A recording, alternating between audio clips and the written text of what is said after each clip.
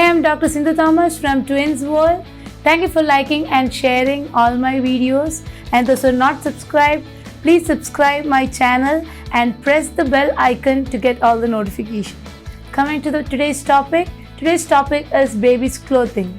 If we see the pictures of babies or looking into babies' pictures in social media, we can see a variety of funky clothes, and we think about these funky clothes when we think about the clothing and the dresses of the babies.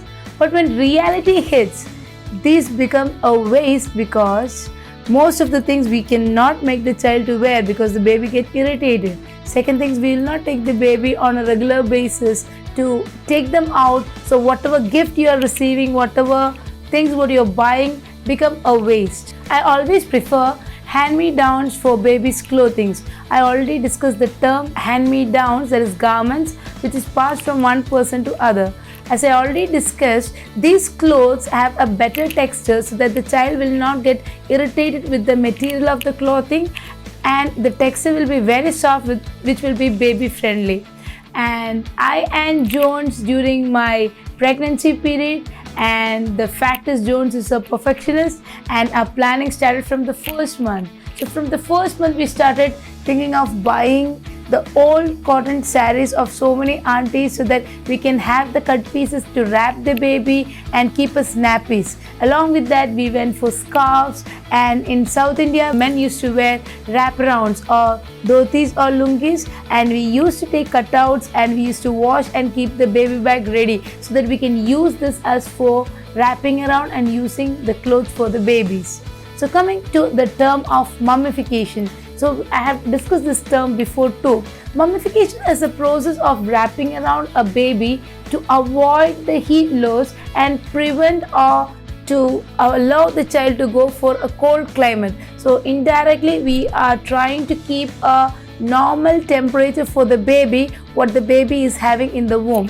And the purpose is already discussed, to maintain the temperature and avoid the child to have a cold stress. And another purpose we can discuss is the child will go for a longer period of sleep if you are mummifying the baby. Okay, so what you need to have is you need to have a long and big cloth enough so that you can cover the baby entirely. For that we need to take one side of the cloth and we need to fold it and keep the baby on it. Two ways you can do a mummification: with the head covered or without the head covered. It's always preferable the head will be left open with a cap, later we can discuss, but always with the body, because if the head is involved and the baby moves the head, the tying become more loose. So what you can do is keep the baby on this particular cloth, and we have two hands. We can keep one hand straight and keep one side of the cloth and tuck it into the other side, and you can wrap around that baby. And now you see the baby's legs are always flexed. What you can do is you can give a slight compression or the press over the knees to keep it a little straight, and you can take a round and you can tie it. So this will help the baby to reduce the movement, because movements can make the baby awake or stimulate all the time. That can be reduced and the child can go for a better sleep. So this way you can have a mummification. Mummification always helps to maintain the temperature, as I already said.